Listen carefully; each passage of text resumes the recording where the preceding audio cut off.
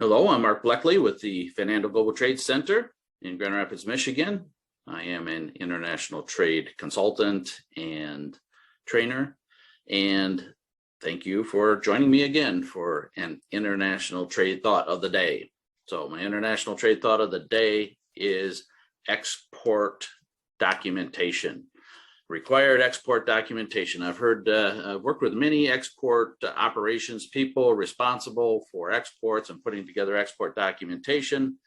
And I often hear a confusion as to how do I know what export documentation is required beyond the export commercial invoice, which is standard, the bill of lading, which is standard, or maybe the packing list.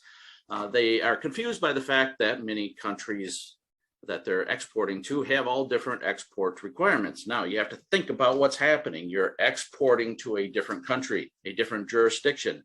What you're dealing with or feeling is each of those countries have their own import laws and regulations. So you're dependent on that country of destination for defining what documents they need to import it into the country. So they may ask for certificates of conformity, country of origin certifications. They could ask for phytosanitary certificates. They're, depending on your product and the product standards in that country, those are the things that cause this variation of export documents that are required.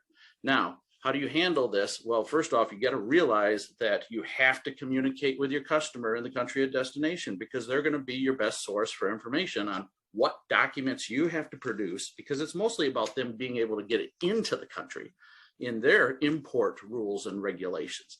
So, but the other thing is, some of the best practices I've seen is start a spreadsheet.